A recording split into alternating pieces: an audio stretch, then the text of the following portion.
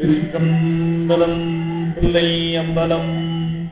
தென்னாடுடைய சிவனே போற்றி, எந்நாட்டவர்க்கும் இறைவா போற்றி, ஏகம்பத்துரையந்தாய் போற்றி, பாகம் வண்டுரு ஆனாய் போற்றி, அண்ணாமலையம் அண்ணா போற்றி, கண்ணார் அமுதக் கடலே போற்றி, காவாய் கனகத் திரளே போற்றி, கையிலை மலையானே போற்றி போற்றி, அருள்தரும் சிவகாமி அம்மை உடலுரை அருள்மிகு கைலாய நாதப் பெருமான் திருவடிகள் போற்றி போற்றி.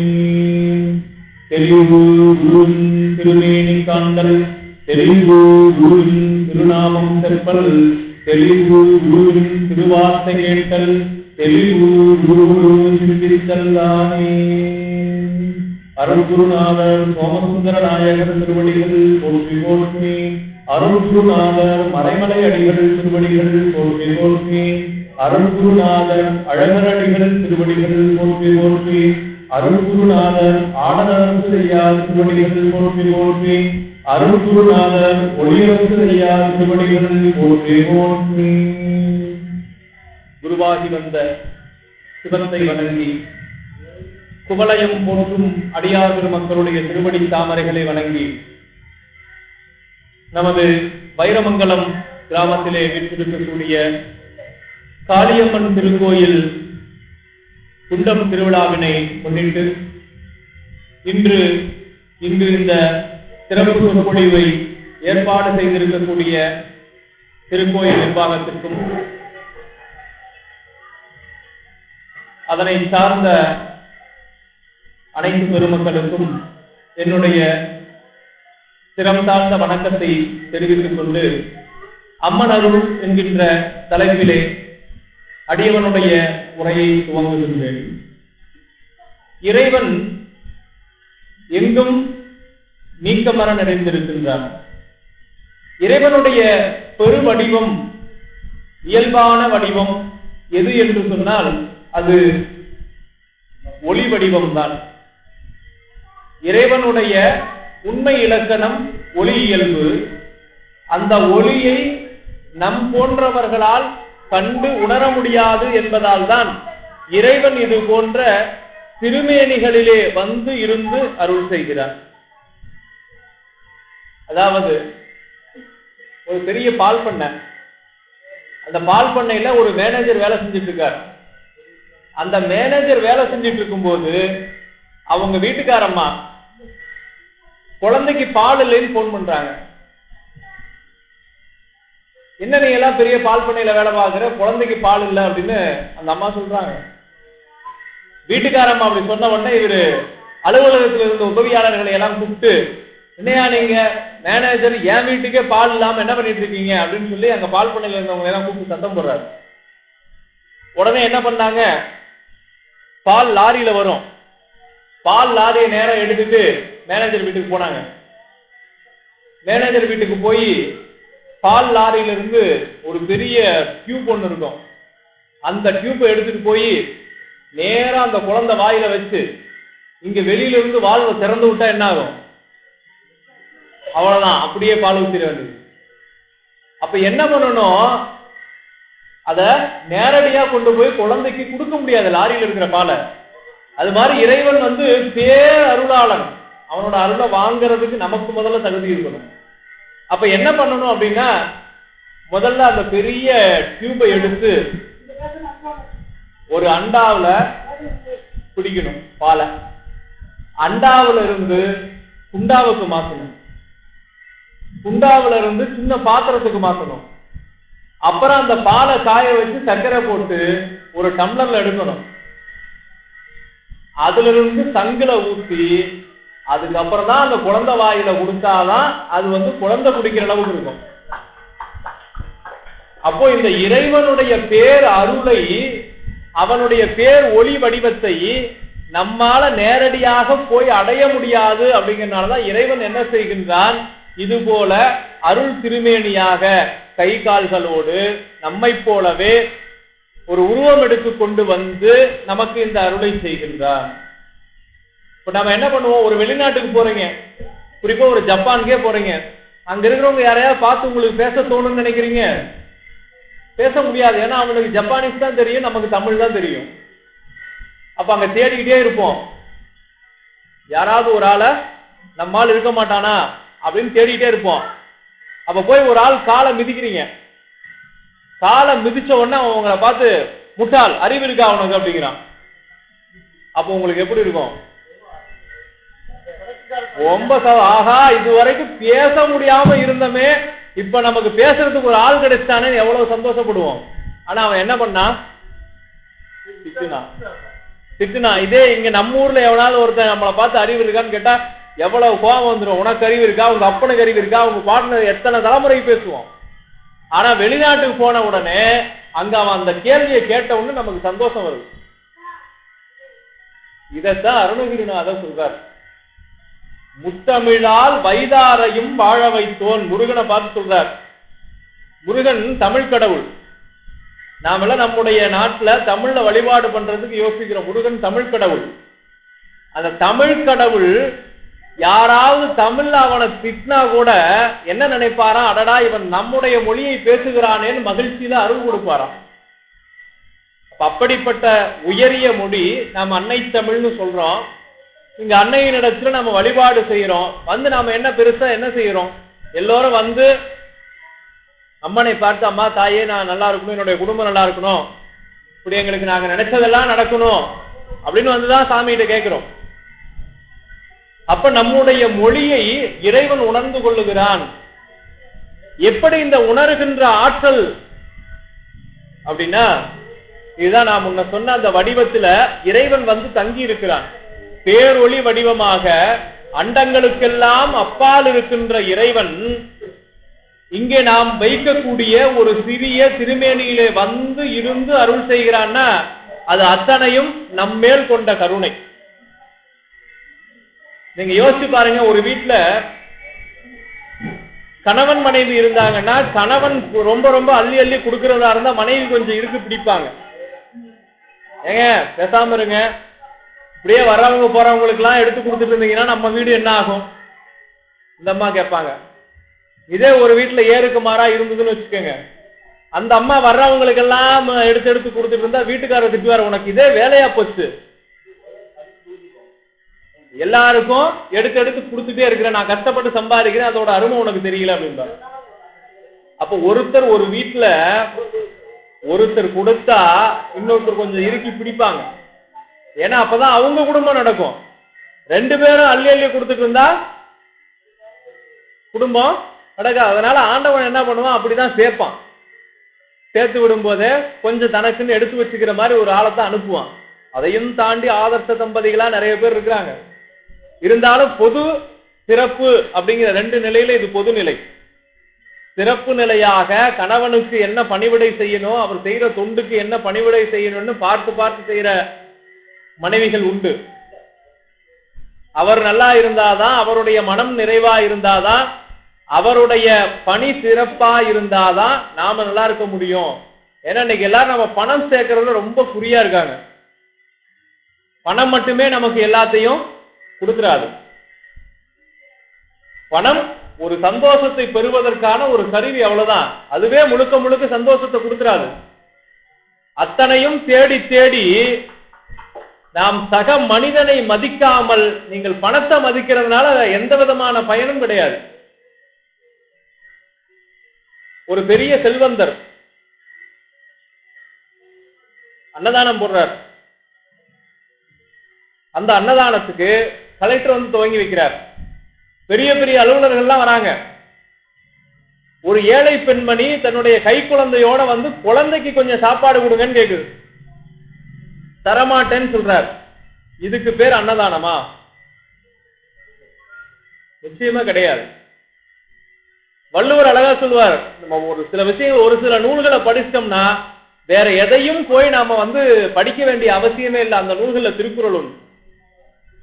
திருக்குறள்ல திருவள்ளுவர் 1.25 அடியில அத்தனை செய்திகளை உலகத்துல ஒரு மனிதன் எப்படி இருக்கணும், யார் யார் என்னென்ன கடமையை எப்படி செய்யணும் அத்தனையும் தெளிவா சொல்றார். நாம அது அதிகபட்சமா குழந்தைங்களுக்கு சொல்லிக் கொடுக்கறது 2 மார்க் வாங்குறதுக்காக தான் சொல்லிக் கொடுக்குறோம். நம்ம 1330 குறளையும் மனப்பாடம் பண்றது பெருசு இல்லைங்க.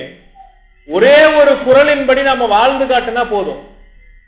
அதுல அவர் சொல்றார், வரியார்க்கு ஒன்று ஈவதே ஈகை, மற்றெல்லாம் புரியதிர்ப்பை நீரதுடைத்து.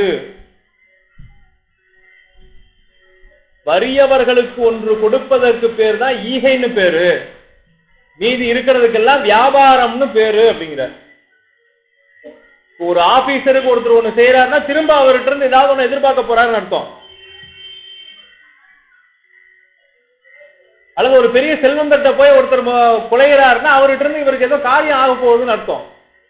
இப்படி ஒவ்வொன்றுக்கும் காரியத்தை காரணத்தையும் எதிர்பார்த்து எதிர்பார்த்து ஒரு மனிதனோடு மனிதன் பழகக்கூடாதுன்னு சொல்றார்.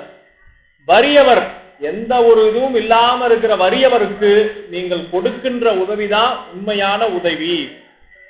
அப்படி உதவி செய்பவர்களிடத்திலேதான் இறைவனுடைய அருள் வந்து நிற்கும். எத்தனைதான் செய்தாலும் ஒருவருக்காவது நம்முடைய வாழ்க்கையில உதவி செய்தால் மட்டும்தான் நாம முன்னேற முடியுமே ஒழிய, நீங்கள் எத்தனை செல்வம் வைத்திருந்தாலும் சரி, அதெல்லாம் இங்க இருக்கும் போது கூட நமக்கு பயன்படாது. பல பேர் பேங்க்ல பேலன்ஸா வச்சிருந்தாங்க, இன்னைக்கும் போய் பெரிய ஒரு கோயில்ல உண்டியல்ல போய் திறந்தா 1000 ரூபாய் நோட்லாம் கிடக்குது. அத்தனையும் சேர்த்து சேர்த்து வச்சு இன்னைக்கு எல்லாம் ஒண்ணும் இல்லாம போயிடுச்சு. ஒரே ஒரு அறிவிப்பு, நம்ம வச்சிருந்த நாம் கஷ்டப்பட்டு அல்லது யாரையாவது கஷ்டப்படுத்தி சம்பாதிச்ச பணத்தை பயன்படுத்த முடியாத நிலைமைக்கு வந்துட்டோம். அப்ப அத்தனை அந்த பணத்தை சம்பாதிப்பதற்காக எத்தனை பேர் நம்ம நோகடிச்சிருப்போம். காலையில வேலைக்கு போகும்போது ஆசையோடு வந்து காலை கட்டுற குழந்தைய தள்ளி விட்டுட்டு போயிருப்போம் அந்த 1000 ரூபாய்க்காக. அந்த குழந்தையோட மனசுல அது எவ்வளவு சங்கடமா பதிஞ்சிருக்கும். அந்த 500 ரூபாய் காசுக்காக போச்சா, 500 ரூபாய் இல்லைன்னு சொல்லியாச்சு. இன்னைக்கு நீ போய் அந்த குழந்தைய தொட்டினா அது திரும்ப வருமா? வராது. அப்ப நாம் பணத்திற்கு எப்ப மதிப்பு கொடுக்க ஆரம்பித்து மனிதர்களுக்கு மதிப்பு கொடுக்காம இருந்தோமோ அப்பவே போச்சு. இன்னைக்கு பத்திரப்பதிவுத்துறை என்னென்னமோ எத்தனையோ வகையா ஒருத்தரை வந்து அரசு வடிகட்டி பார்க்குது, ஆனாலும் ஏமாத்துறாங்க. அன்னைக்கு யோசிச்சு பாருங்க, நம்முடைய தாத்தா காலத்துல இந்த மரத்துல இருந்து அந்த மரத்து வரைக்கும் உன்னுடைய நிலம், அதுக்கு அந்த பக்கம் என்னோட நிலம் இருக்கு, எங்கேயும் எழுதல, வார்த்தை தான். அப்படி வாழ்ந்த நாம இன்னைக்கு என்ன நிலைமையில இருக்கிறோம்னு யோசிச்சு பாருங்க. பக்கத்து வீட்டுக்காரன் ஏமாந்திருந்தானா அவனதுல இந்தாண்ட 2 அடி, பின்னால வீட்டுக்காரன் ஏமாந்திருந்தா அவங்கிட்ட 2 அடி, இந்த பக்கம் வீட்டுக்காரன் ஏமாந்திருந்தா அவங்கிட்ட 2 அடின்னு சர்வ சாதாரணமா ஏமாத்தி வீட்டை கட்டிட்டு போறான். அப்படி கட்டி என்ன செய்ய போறீங்க? அடுத்தவர் சொத்து, இறைவனுடைய சொத்து, இதையெல்லாம் நாம எடுத்தோம்னா நம்முடைய சந்ததி நல்லா இருக்காது. அவன் எத்தனை துன்பப்பட்டிருப்பான். இன்னைக்கு அவன் கிட்ட யாரும் இல்ல, அவனுக்கு எந்த உதவியும் இல்ல, நாம போய் எடுத்துக்கலாம் அப்படின்னு நாம நினைச்சோம்னா அது அரசு கண்டுக்காம விடலாம், இறைவன் கண்டுக்காம விட மாட்டான். எப்படி அந்த உண்மையான மனதிற்குள்ளதான் இறைவன் இருக்கிறான். இன்னைக்கு அம்மன் அருள்னு பேசுறோம், ஒரு குடும்பத்துல இப்படிதானே இருப்பாங்க. எந்த வீட்லயாவது புருஷன் பொண்டாட்டி பிள்ளைங்க எல்லாம் அள்ளி அள்ளி கொடுக்கிற குடும்பம்னு ஏதாவது ஒரு குடும்பம் இருக்கா? எங்கேயும் பார்க்க முடியாது. அப்படி ஒரு குடும்பம் தான் சிவபெருமானுடைய குடும்பம். சிவபெருமானை போல் கொடுப்பவர் யாரும் இல்லை, அதே போல அம்மனை போல அள்ளி வழங்குறதுக்கு ஆளே இல்லை. முருகனை மாதிரி வாரி கொடுத்த வள்ளல் இல்ல, விநாயகரை மாதிரி வினை தீர்க்க ஆளே இல்லை.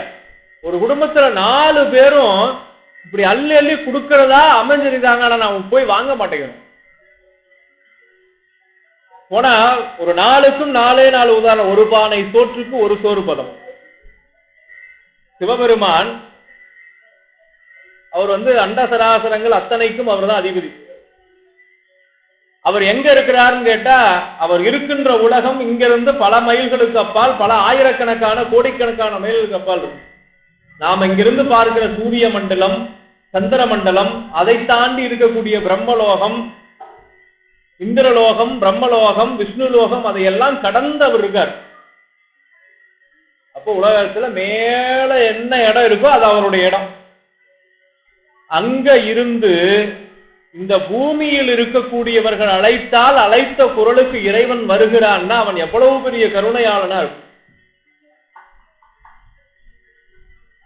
இறைவன் மேல் பற்று கொண்ட அடியார்கள் இன்னைக்கு என்ன பண்றாங்கன்னா, இது ஒரு இன்னும் சொல்ல போனா ஒரு தொழில் அரசியல் மாதிரி ஆயிப்போச்சு இன்னைக்கு பக்தி செலுத்துறதும். எல்லா இடத்துலயும் பொருளை எதிர்பார்த்து பல விஷயங்கள் நடந்துகிட்டே இருக்கு. ஆனா மெய்யடியார்கள் அப்படி இருக்க மாட்டாங்க. மெய்யடியார்கள் என்ன செய்யறாங்க, ஒரு முனிவர் அவர் இறைவனுக்கு மலர் பறிக்கிறதுக்காக மரத்துல வேகமா ஏறணும். மரத்துல வேகமா ஏறதுக்காக இந்த மனித உடலை வைத்துக் கொண்டு என்னால மரத்து மேல வேகமா ஏற முடியல சாமி, எனக்கு காலை புலிக்காலாக மாற்றி கொடு அப்படின்னு இறைவனிடத்துல கேட்கிறார். எதுக்கு? இறைவனுக்கு உகந்த சிவபெருமானுக்கு உகந்த கொன்றை மலரை பறிக்க வேண்டும் என்பதற்காக. மலர் பறித்து பணி செய்யறது அவ்வளவு முக்கியம். நம்மள கோயிலுக்கு போறோம், ஏதாவது நம்ம கையை வீசி போறோம் வரோம். ஆனா இறைவனுக்கு மலர் பறித்து ஒரே ஒரு பூவையாவது நம்ம கையால பறிச்சு கொடுக்கணும். அதுதான் இறைவனுக்கு செய்கின்ற மிகப்பெரிய தொண்டு. புண்ணியம் செய்வார்க்கு பூவுண்டு நீருண்டு திருமந்திரத்துல திருமூலர் சொல்றார். அப்ப ஒரு பூவையாவது எடுத்து இறைவனுக்கு வைக்கணும். அவர் சொல்றார், உலகத்திலேயே புண்ணியம் என்ன செய்யணும்னு நினைக்கிறார் அப்படின்னா, பெரிய செல்வம் பல ஆயிரக்கணக்கான ரூபாயை கொட்டி நாம அதை செய்யணும் இதை செய்யணும், அதற்கு பேர் தான் புண்ணியமா? இல்ல. அவர் சொல்றார், யாவர்க்குமாம் இறைவர்க்கு ஒரு பச்சிலை. போறோம், இங்கே வரோம், ஏதோ மரத்துல இருக்க ஒரு இலையை பறிச்சு இறைவனுக்கு இந்த அப்பா என்னால பூ வைக்க முடியல, இந்த இலையே நீ பூவா ஏத்துக்க அப்படின்னு சொல்லி வச்சுட்டு போலாம். யாவர்க்குமாம் இறைவர்க்கு ஒரு பச்சிலை, யாவர்க்குமாம் பசுவுக்கு ஒரு வாயுரை. பூவை பறிச்சு இறைவனுக்கு சாத்திரம், ஒரு இலையை பறிச்சு அங்க ஆடு மாடு பசு எது இருக்கோ அதோட வாயில கொடுத்துட்டு போலாம். அதுவும் முடியலையா, யாவர்க்குமாம் உண்ணும் போது ஒரு கைப்பிடி. நம்மால் சாப்பிட உட்கார்ந்தான்னா சுத்தி என்ன நடக்குதுன்னே தெரியாம சாப்பிடுவான். இடியே விழுந்தாலும் சாப்பாட்டுல இருந்து கையை எடுக்கிறது. அதுல மாணிக்கவாசகர் சொல்லுவார், இருகை யானையை ஒத்திருந்து அப்படின்னு. ஒரு கை வச்சிருக்கிற யானையே எவ்வளவு அள்ளி அள்ளி வாயில போடுது அப்படின்னு பாக்குறோம். யானைக்கு 2 கை இருந்தா 2 கையாலே அள்ளி வாயில போடுது. அது மாதிரி நான் இந்த உலக இன்பத்தையே சுவைச்சிட்டு இருக்கேன், இறைவா உன்னை பற்றி நான் சிந்திக்கவே இல்லைன்னு சொல்றார். இறைவனிடத்துல அத்தனை அன்போடு இருந்த அடியார் அவர் புலிக்காலாக மாற்றிக் கொள்ளுகிறார்.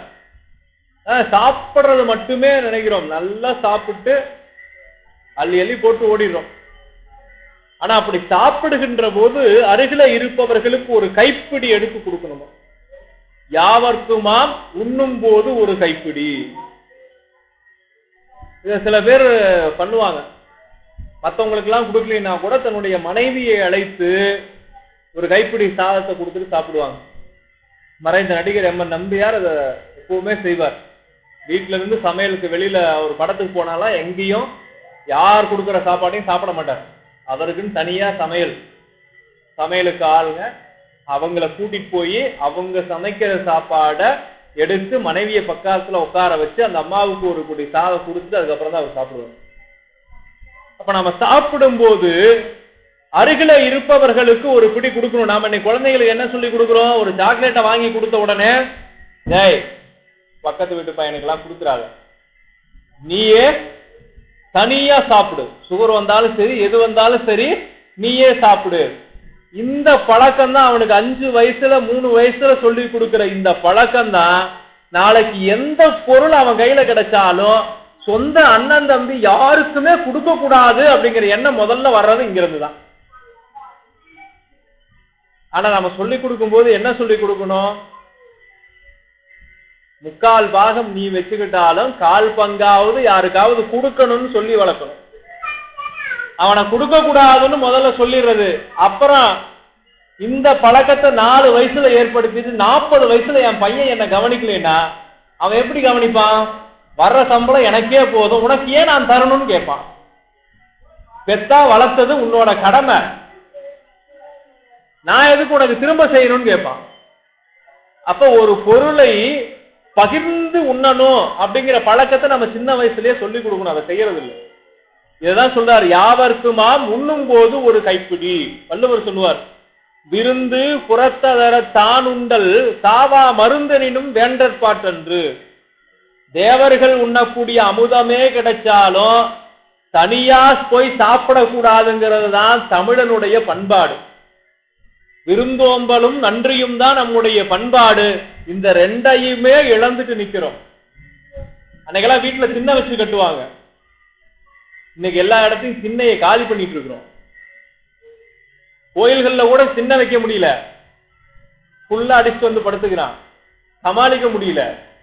அதனால நாம இருக்கிற இடங்கள்ல எல்லாம் என்ன பண்றோம், அந்த எண்டு வரைக்கும் காம்பவுண்ட போட்டு நாம இன்னைக்கு பாதுகாப்பு பண்ண வேண்டியிருக்கு. அத்தனை கொள்ளைகளை அனுபவிக்க வேண்டியதா இருக்கு. கோயிலுக்குள்ளேயே வராங்க. அப்ப இறை அச்சம்ங்கிறது இல்லாமையே போயிடுச்சு. அன்னைக்கெல்லாம் எனக்கு தெரிய ஒரு பெரியவர், அவர் எந்நேரமும் ஃபுல்லா இருப்பார், எப்போவாதான் ஃப்ரீயா இருப்பார். ஆனா அவருக்கு ஒரு மகான் மேல ஒரு மிகுந்த ஈடுபாடு. அவர் அந்த ஊருக்கு வந்திருக்காரு. எல்லாரும் ஏங்க நீங்க அவர் அவ்வளவு மானசீகமா சொல்லுவீங்களே, அவர் வந்திருக்காரு போய் பார்க்கலான்னா அவர் வரல, கடைசி வரைக்கும் போகவே இல்லை. ஏன்னு கேட்டா நான் சாப்பிட்டேன் வர முடியாது, அவரை எப்படி நான் இந்த நிலைமையில போய் பார்ப்பேன். இன்னைக்கு அப்படிலாம் இல்ல, இறைவனுடைய திருவே முன்னாலே வராங்க. அப்ப அந்த இறையச்சம் எங்க போச்சு? இந்த சிறு வயதிலிருந்து அந்த பழக்கத்தை நாம ஏற்படுத்தணும். யாவர்க்குமாம் உண்ணும் போது ஒரு கைப்பிடி. இதுவும் செய்ய முடியலையா? கடைசியா ஒன்னே ஒண்ணு சொல்றார், யாவர்க்குமாம் பிறர்க்கு இன்னுரைதானே. நீங்க அடுத்தவங்களுக்கு கொஞ்சம் இனிமையா பேசுங்க, ஒரு இன்னுரையாக பேசுங்கள். அதுதான் உங்களுக்கு வாழ்க்கையில மிகச்சிறந்த புண்ணியம். இதுக்கு என்ன செலவு பண்ணணும்? நாம எதுவுமே தேவையில்லை. இன்முகத்தோடு வருபவரை அன்போடு உபசரித்து நம்மிடத்துல என்ன இருக்கோ அதை கொடுத்தா போதும். இப்ப இங்க இறைவன் என்ன செய்கின்றான்? தனக்கு மலர் பறித்து சாத்த வேண்டும் என்பதற்காக தன்னுடைய உடலையே புலியினுடைய காலாக மாற்றிக்கொண்டு வேகமாக மரம் ஏறுவதற்கு தயாராக நிலையிலே இருக்கக்கூடிய புலிக்கால் முனிவராகிய வியாகரபாதர் என்பவருக்கு அவருடைய உடலை மாற்றி அருள் செய்கிறார். இவர் உடனே வேகமா மரத்துல ஏறி கொன்றை மலரை எல்லாம் பறித்து கொண்டு வந்து இறைவனுக்கு சாத்துறார். அவருடைய மகன் சின்ன குழந்தை. அப்படி அந்த குழந்தை அழுகின்ற போது இவர் என்ன செய்கிறார்? மரத்து மேல இருக்கார். இப்ப நம்ம வீட்டுல குழந்தை வளர்க்கிறோம், குழந்தை கீழே இருக்கு, நாம மாடியில இருக்கிறோம். மாடியில இருந்துட்டு குழந்தைய பாத்துக்கிறதுக்கு யார கூப்பிடுவீங்க? நீங்க 2வது மாடியில இருந்துட்டு 4வது மாடியில இருக்கிறவங்கள கூப்பிடுவாங்க. ஏப்பா குழந்தை அழுதுன்னு கீழே இருக்கிறவங்கள தானே கூப்பிடணும். அவர் கீழே இருக்கிறவங்கள கூப்பிடல. ஏன்னா இவர் கீழே இருக்கிறவங்க யாரையும் தெரியாது, கீழே யாரும் இல்ல, மேல இருக்கிற இறைவனை கூப்பிட்டார். நான் முன்ன சொன்னதை போல ஏறத்தாழ 14 லோகங்களுக்கு அப்பால் இருக்கின்ற சிவபெருமானை பூமியிலே இருக்கக்கூடிய ஒரு கொன்றை மரத்தின் மேலிருந்து வியாகரபாதர் அழைக்கிறார். சாமி, என்னுடைய குழந்தை பசியிலே துடிக்கின்றான், அவன் குடிப்பதற்கு பால் கொடுங்கன்னு சொல்றார். யாரு கேட்டது? புலிக்கால் முனிவர். யார்கிட்ட கேட்கிறார்? சிவபெருமானிடத்துல கேட்கிறார். சிவபெருமானிடத்திலே அவர் கேட்ட உடனேயே சிவபெருமான் என்ன பண்றார்? பால் கடலையே அனுப்புறார். யோசிச்சு பாருங்க, ஒரு குழந்தை எவ்வளவு பால் குடிக்கும்? 1 டம்ளர் குடிக்கும், இல்ல இந்த மாதிரி பெரிய உருவமா இருந்தா 2 டம்ளர் பால் குடிக்கும். கடலையே இறைவன் அனுப்புகின்றான் அப்படின்னா அவனுடைய கருணையை நீங்கள் எதை கொண்டு அளவிட முடியும்? அந்த பார்க்கடல்ல தான் அதுக்கப்புறம் போய் திருமாலர். இத நம்முடைய சேந்தனார் சொல்றார். சேந்தனார் பட்டினத்தாருடைய கணக்கர். அவர் பட்டினத்தார் துறவியா போயிட்டார். இன்னைக்கு துறவிங்கிற பேர்ல பல பேர் சொத்து சம்பாதிச்சுட்டு இருக்காங்க. அவர் ஒரு உண்மை துறவி. 600 கோடி ரூபாய் சொத்து, 1 இல்ல 2 இல்லைங்க, இன்னைக்கு இல்ல. அவர் வாழ்ந்த காலம் எப்போ? இன்னைக்கு இருந்து 1000 வருஷத்துக்கு முன்னால. அவர் அத்தனை வருடங்களுக்கு முன்னாலேயே என்ன செய்திருக்கிறார்? 600 கோடி ரூபாய் சொத்தை அப்படியே தூக்கி வீசிட்டு வெளியில வந்துட்டார். காதற்ற ஊசியும் வாராதுதான் உன் கடைவழிக்கே. காது அருந்த ஊசிய கூட நீ உன்னோட எடுத்துட்டு போக முடியாது, அது தைக்கிறது கூட உதவாது. அந்த ஊசிய கூட உன் கூட வச்சு அனுப்ப மாட்டாங்க. அப்ப நீ எத்தனை சம்பாதிச்சு என்ன செய்ய போற? சொன்னவன எல்லாத்தையும் விட்டுட்டு வெளியில வந்துட்டார். அப்படிப்பட்ட துறவி, அவரிடத்துல பணி செய்தவர். அப்படி பணி செய்த சேந்தனார் பிள்ளையில இருக்கிறார். அவர் வரலைன்னா தேர் ஓடாதுங்கிறார் நடராஜ பெருமான். சிவபெருமான் என்ன செய்யறார்? தேர் அந்தணர்கள் 3000 பேர் சேர்ந்து இழுத்துக்கிறாங்க. ஒரு தேரை 3000 பேர் சேர்ந்து இழுத்தா வந்துடணும்ல. தேர் வரல, நிக்குது அப்படியே. இவர் போய் கேட்கிறாங்க, என்ன சாமி ஆச்சுன்னு சாமிகிட்ட கேட்கிறாங்க. அதனால என்னுடைய அடியாரை நீ அவமானப்படுத்தி விட்டாய், அவனை திரும்ப கூட்டிட்டு வந்தாதான் இங்கிருந்து தேர் நகரும்னார். இப்படி ஒரு தலைவனை பார்க்க முடியுமா? தன்னுடைய தொண்டனை ஒருவன் அவமதித்து விட்டான்னு சொன்னதுக்கு அப்புறம் அவன் வந்தாதான் நான் அந்த இடத்துல இருந்து கிளம்புவேன்னு சொல்ற தலைவன் சிவபெருமான். அவர் சொல்ற, சேந்தன் வந்து பல்லாண்டு பாடினால்தான் தேர் நகருங்கிறார். இவர் வந்து பாடுறாரு. பாடும்போது 12 பாடல்கள் பாடுறாரு. வரிசையா பாட பாட தேர் அப்படியே நகர்ந்து வருது. இதுவரைக்கும் ஆட்கள் 3000 பேர் இழுத்த தேர் தமிழால் சிவபெருமானை சேந்தனார் பாட பாட நகர்ந்து வருது. அப்ப தமிழுக்கு எவ்வளவு ஆற்றல் இருக்கும்னு யோசிச்சுப்பாங்க. அதுல சொல்றார், பாலுக்கு பாலகன் வெண்டி அழுதிட பார்க்கடல் இந்த பிரான். சாமி சிவபெருமான் என்ன பண்றாரா? பாலுக்காக சிறு பாலகனாகிய உபமன்யு முனிவர் அழுததை கண்டு அவருடைய தந்தையார் புலிக்கால் முனிவர் கேட்டதற்காக சிவபெருமான் பார்க்கடலையே அனுப்புகின்றார். அப்ப அவனுடைய பெரும் கருணை. சரி, விநாயக பெருமான் நம்பி என்கின்ற சிறுவனுக்காக வந்து உணவு உண்டு அவனுக்கு அருள் செய்கிறார். நம்பியாண்டார் நம்பிகள் நமக்கு திருமுறைகளை தொகுத்து தந்தவர். அவர் திருநாரையூர்ல இருக்கக்கூடிய பொல்லா பிள்ளையாருடைய திருக்கோயிலே அவருடைய தந்தையார் பூசை செய்கிறார். நாம என்னை பூசைனா என்னென்னமோ நினைக்கிறோம். மனம் ஒன்றி செய்யணும் பூசை.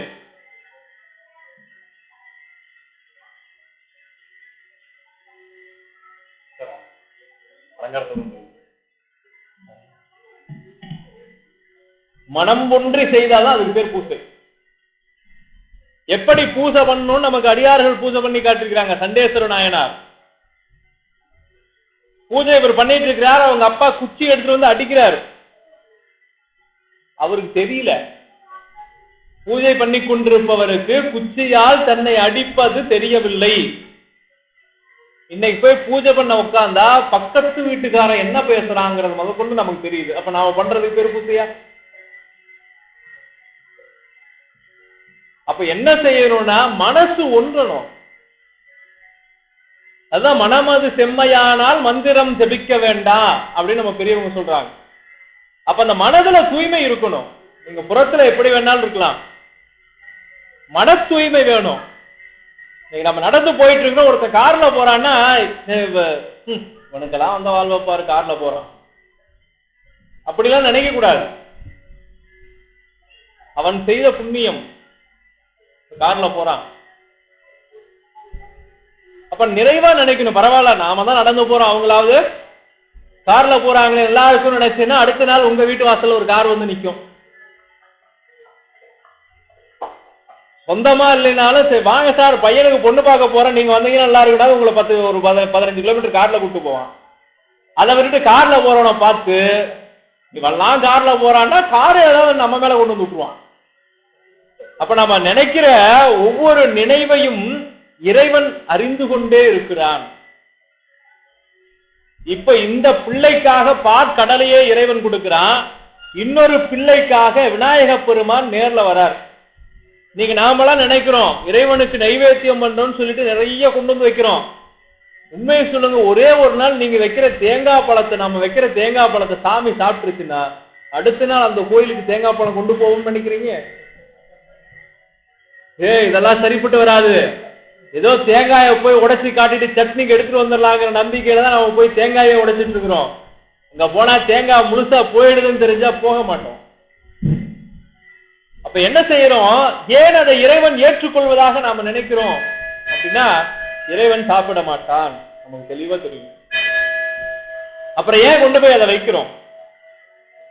நம்முடைய நன்றியை இறைவனுக்கு செலுத்துவதற்காக, நான் நன்றி உடையவன் என்ற நினைவு எனக்கு இருக்க வேண்டும் என்பதற்காக செய்யறோம்.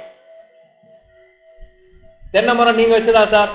ஆமாங்க, நான் தாங்க கடையில போய் 200 ரூபா கொடுத்து தென்னங்கன்று வாங்கிட்டு வந்து நட்டு அதுக்கு எல்லாம் பண்ணி தண்ணி முதற்கொண்டு ஊத்தி வளர்த்து ஆள் வச்சு பிடுங்கி மட்டையெல்லாம் உரிச்சு தேங்காயாக்கி கொண்டு வந்து சாமி கொடுத்தேன். சரி, மண்ணு யார் வச்சது?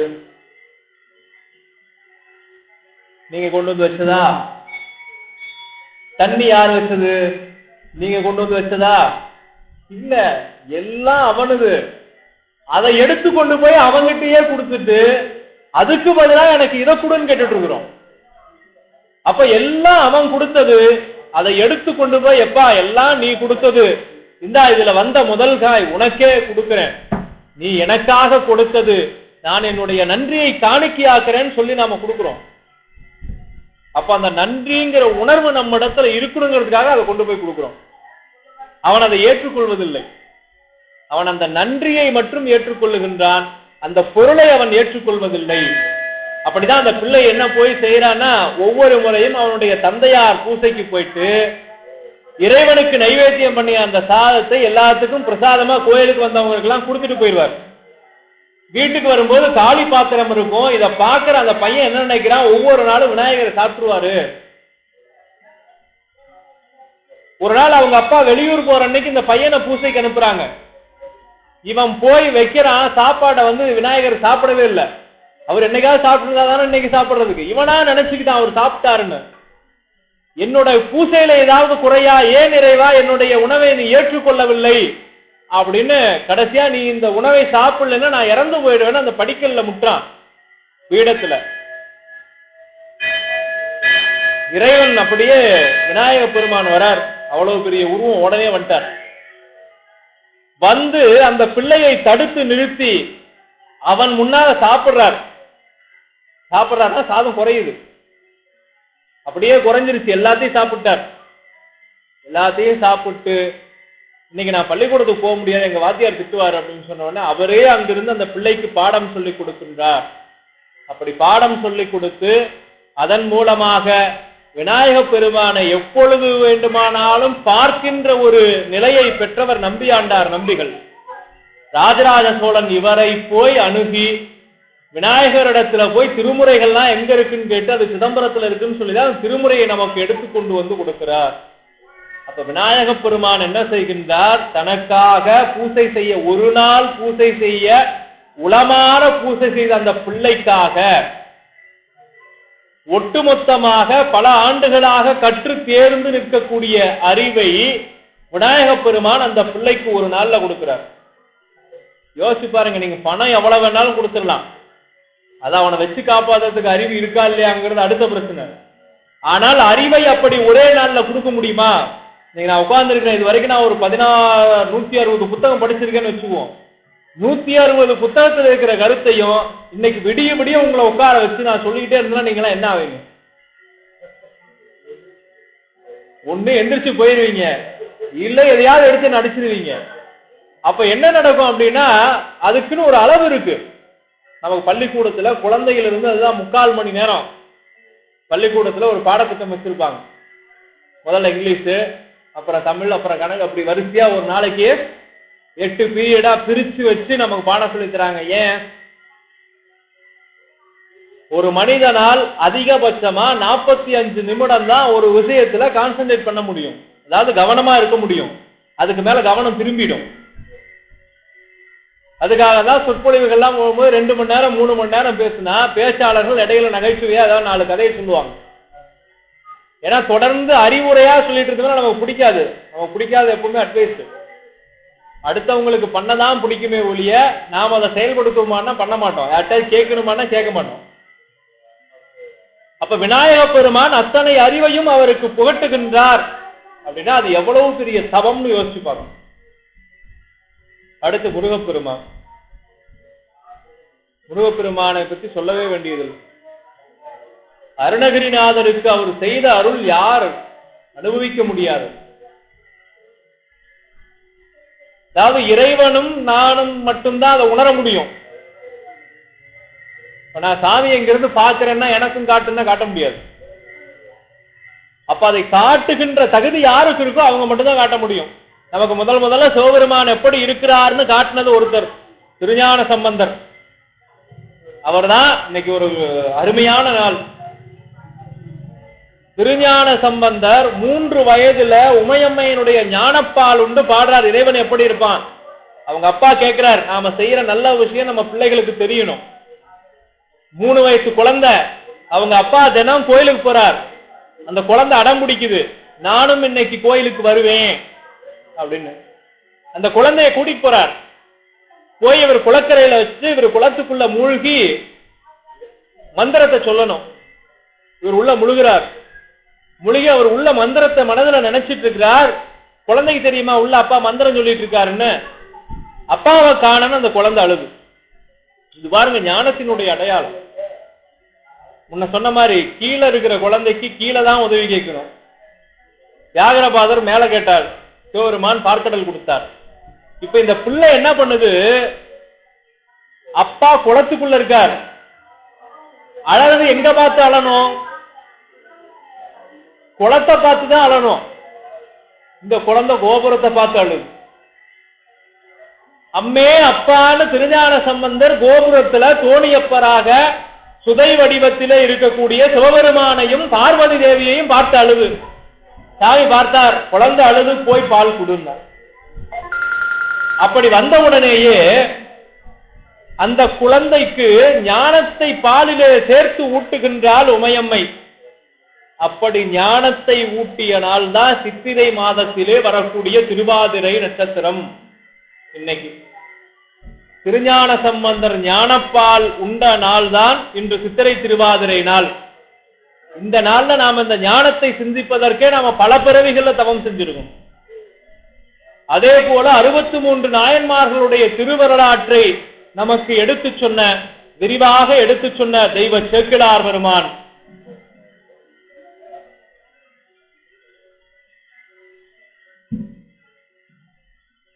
அந்த நாயன்மார்களுடைய சரிதத்தை தொடங்கியதும் இதே சித்திரை திருவாதிரை நாளிலே, அடுத்த ஆண்டு சித்திரை திருவாதிரை நாளிலேயே நிறைவு செய்கிறார்.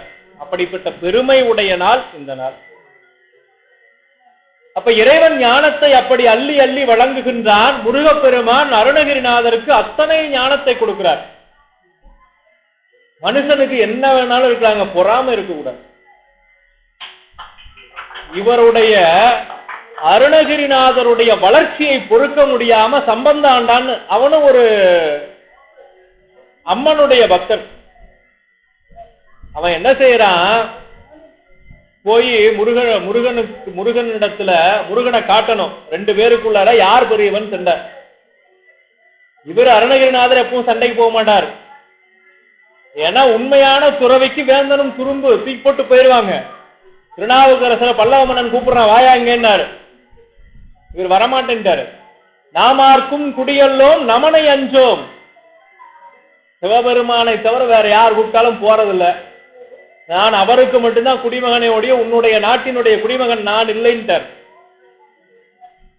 நமனை அஞ்சோம், யமனே வந்தாலும் பயப்பட போறதில்லை, நீ கிளம்புன்ட்டார். அப்புறம் அவரை போய் பிடிச்சி இழுத்துட்டு வந்து என்னென்ன பண்ணாங்க, ஏகப்பட்டது பண்ணாங்க. அதையெல்லாம் தொட்டா ரொம்ப விரிவா போகும். அப்படிப்பட்ட திருநாவுக்கரசரை போன்ற மெய் துறவிகள் அருணகிரிநாதர். அவருக்கு அரசனிடத்துல போய் அவனிடத்துல அண்டி இருந்து பிழைக்கணும்னு அவசியம் இல்லை. ஆனா மன்னர் அந்த மாதிரி இருக்கிறவங்க கிட்ட தான் அன்பு அதிகமா செலுத்துறார். பிரௌடதேவ மகாராஜா திருவண்ணாமலையில அவர் என்ன செய்யறார்? எனக்கு நீங்க இறைவனை காட்ட வேண்டும் 2 பேரும். நான் தான். இவர் நீங்க அருணகிரி பேச்ச கேட்க கூடாதுன்னு சொல்றார் சம்பந்தாட்டா. அப்படி கேட்ட உடனே ஏன் அதை கேட்க கூடாதுன்றீங்க? இல்ல அவன் வந்து போலி அப்படின்னு சொல்லும்போது எப்படி அப்படி சொல்றீங்கன்னு கேட்கும்போது, இறைவனை காட்ட சொல்லுங்க, அவர் முருக பக்தர் தானே, முருகனை காட்ட சொல்லுங்கன்னார். சரி நான் நாளை காட்டுறேன்னு அருணகிரிநாதர் சொல்லிட்டார்.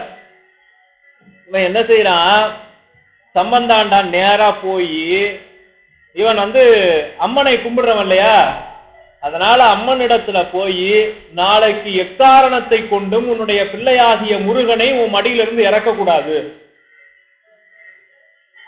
மடியிலிருந்து இறக்கி விட்டா தானே கூப்பிட்ட உடனே அருணகிரிநாதர் கூப்பிட்ட உடனே முருகன் வந்துருவாரு, அதனால முருகனை நீ உன்னோட மடியிலிருந்து இறக்க கூடாதுன்னு சத்தியம் வாங்கிட்டான். வழக்கமா முருகப்பெருமான் வந்து அருணகிரிநாதர் பாட ஆரம்பிச்சோன்னு வந்துருவார். அன்னைக்கு 5 பாட்டு பாடுறாரு, முருகனை காணோம். என்னடா நடந்ததுன்னு யோசிச்சா முருகன் சொல்றாரு, எங்க அம்மா என்ன விட மாட்டேங்கிறா, நான் என்ன பண்றது? இவர் பார்த்தாரு. சரி, நாம சொல்றோம்ல, அவை பிராட்டி சொல்லுவா, வரப்பு ஒரு அரசனை போய் வாழ்த்துனாலாம். எல்லாரும் நீங்க பெரிய நல்லவர் வல்லவர் அப்படின்னு சொல்லி நிறைய பாடினாங்களாம். அவை பிராட்டி போய் நேரா நின்று அந்த அரசனை பார்த்து வரப்புயர்கள் சொன்னான்.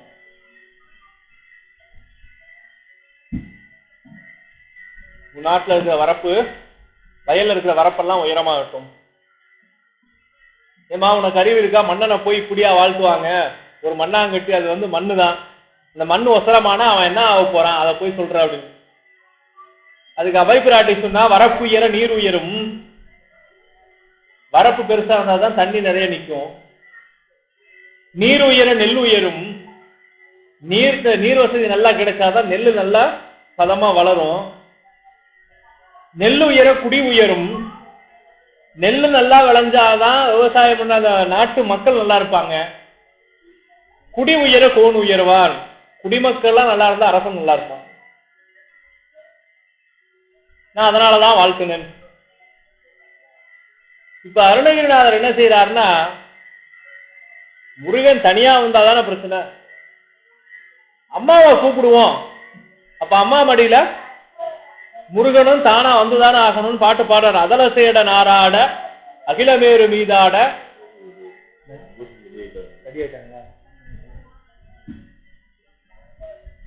அகிலமேரு மீதாட அபினகாலி தானாட அவளோடு அன்று அதிர வீசி வாதாடும் விடையில் ஏறுவாராட அருகுபூத வேதாளம் அவையாட மதுரவாணி தானாட மலரில் வேத நாராட மருவு வானுலோராட மதியாட வனச மாமியாராட நெடிய மாமனாராட மயுளுமாடி நீயுமாடி வரவனுண்டார்.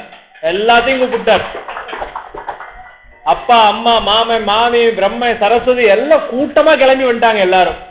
அப்ப முருகனை மட்டும் பார்க்க வேண்டும்னு சொன்ன அந்த மகாராஜாவுக்கு ஒட்டுமொத்தமாக குடும்பத்தாரோடு சுற்றத்தாரோடு காட்டுகின்ற தகுதி படைத்தவர் அருணகிரிநாதர். ஆக அந்த அருணகிரிநாதருக்கும் அருள் செய்தவர் முருகப்பெருமான் சொல்லி நிறைவாக அபிராமி பட்டருடைய வாழ்க்கையை ஒரு 5 மணித்துளிகளில் சொல்லி நான் நிறைவு செய்கின்றேன். அபிராமி பட்டர் அன்னையினுடைய அருளை பரிபூரணமாக பெற்றவர். அவர் ஒன்றும் பெரிய தவம் இதெல்லாம் செஞ்சதில்லை. நேரா போவார், சாமியை பார்ப்பார், உட்கார்ந்துக்குவார். திருக்கடையூர்ல அபிராமி அன்னையை பார்த்து கொண்டு அமர்ந்திருப்பதுதான் அவர் செய்த பெரிய வேலை.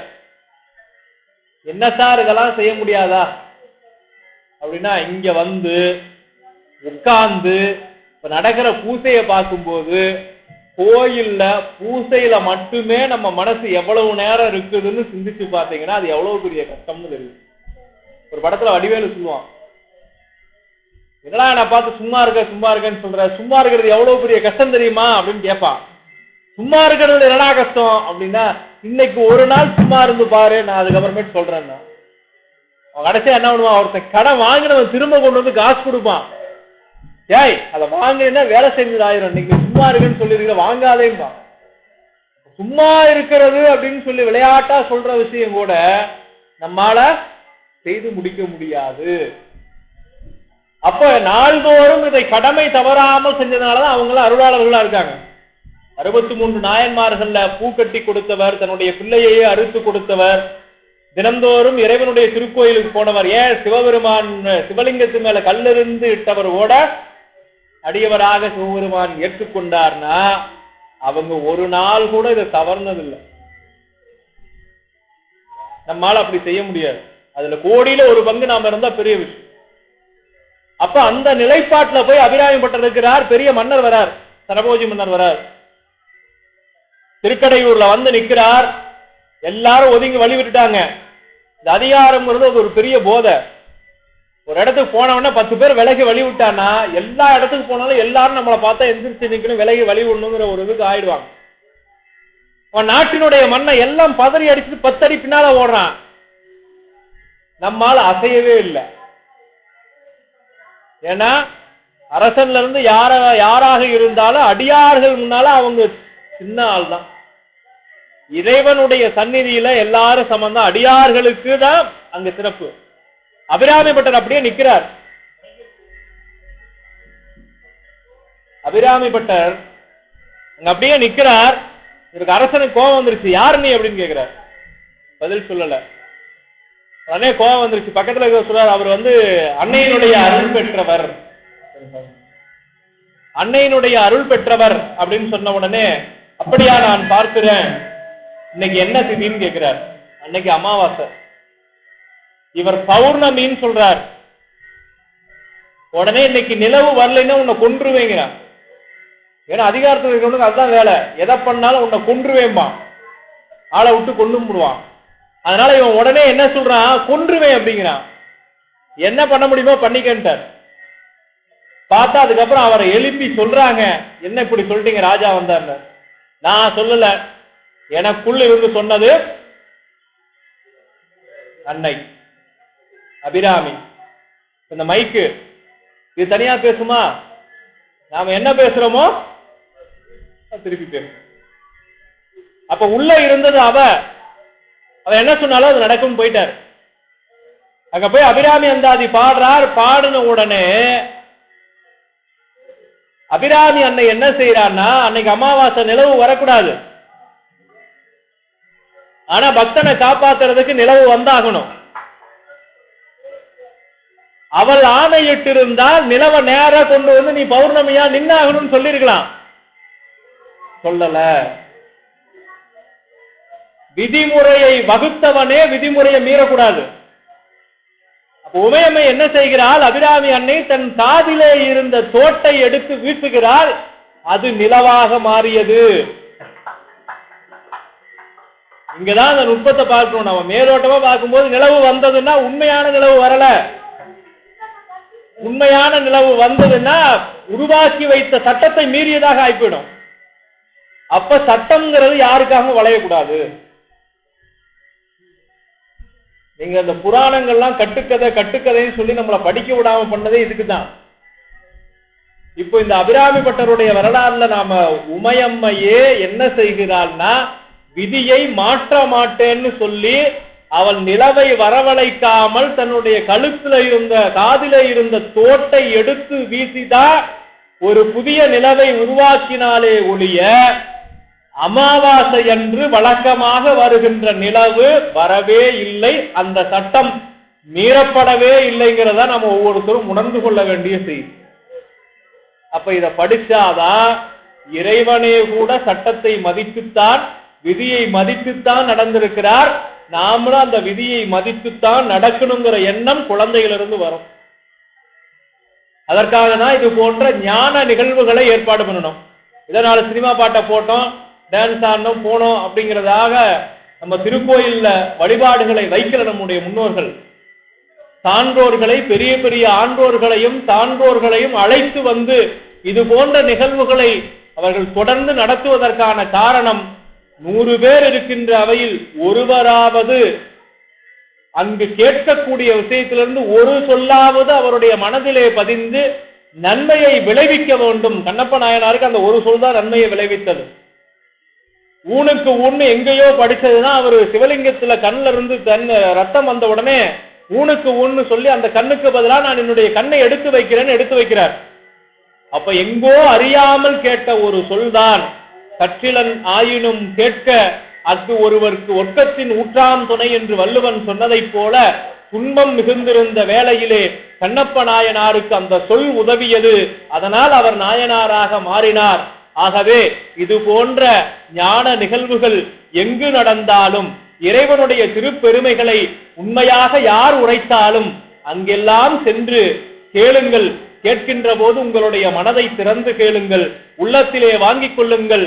வாங்கியதோடு அல்லாமல் மற்றவர்களுக்கும் கொடுங்கள். நீங்கள் பொருட்செல்வத்தை கொடுக்க கொடுக்க உங்களுக்கு அது பெருகுமா என்பது தெரியாது. அது பெருகும், புண்ணியமாக பெருகும், நம் கண்ணுக்கு தெரியாது. ஆனால் இந்த அருள் செல்வம் பெருக பெருக நம்முடைய கண்ணுக்கும் தெரியும் என்று சொல்லி கேட்டதை அடுத்தவருக்கு சொல்லுவோம். நல்ல விஷயங்களை நிறைய பேருக்கு எடுத்து சொல்லுவோம். நம்முடைய குழந்தைகளுக்கு சிறு வயது முதலாக நல்ல பழக்க வழக்கங்களை கற்றுக் கொடுப்பது, நாம் வாழ்ந்து காட்டுவதும் தான் அவர்களுக்கு மனதிலே பதியுமே தவிர வார்த்தைகளாலோ மற்றவற்றாலோ நாம் சொல்வது அவர்களுக்கு பாதி அளவு மட்டுமே ஏறும். நாம் நடமாடும் பல்கலைக்கழகங்களாக மாறி நம்முடைய குழந்தைகளுக்கு நாம் வாழ்ந்து காட்டுவோம். நன்னெறியிலே வாழ்ந்து காட்டினால்தான் அவர்களும் அதை பின்பற்றுவார்கள் என்று சொல்லி நல்லதையே சொல்லுவோம், நல்லதையே பேசுவோம், நல்லதையே சிந்திப்போம், நல்லதையே செய்வோம் என்று சொல்லி வாய்ப்பிற்கு நன்றி கூறி நிறைவு செய்கின்றேன். என்றும் இன்பம் பெருகும் இயல்பினால் ஒன்று காதலித்து உள்ளமும் ஓங்கிட மன்றுடார் அடியாரவர் வான்புகள் நின்றது எங்கும் நிலவி உலகெல்லாம் வான்முகில் வழாது பெய்க மலிவளம் சுரக்க மன்னன் கோன்முறை அரசு செய்க குறைவிலாது உயிர்கள் வாழ்க நான்மறை அரங்கள் ஓங்க நற்றவம் வேள்வி மல்க மேன்மைகுள் சைவ நீதி விளங்குக உலகமெல்லாம் மேன்மைகுள் சைவ நீதி விளங்குக உலகமெல்லாம் மேன்மைகுள் சைவ நீதி விளங்குக உலகமெல்லாம். தென்னாடுடைய சிவனே போற்றி, எந்நாட்டவர்க்கும் இறைவா போற்றி, ஏகம்பத்துரை எந்தாய் போற்றி, பாகம் பெண்ணுரு ஆனாய் போற்றி, அண்ணாமலையும் அண்ணா போற்றி, கண்ணார் அமுதக்கடலே போற்றி, காவாய் கனகத்திரளே போற்றி, கையிலை மலையானே போற்றி போற்றி, அருள் தரும் சுபகாமி அம்மை உடனுரை அருள்மிகு கைலாயநாத பெருமான் திருவடிகள் போற்றி போற்றி. சிவா திருச்சிற்றம்பலம்.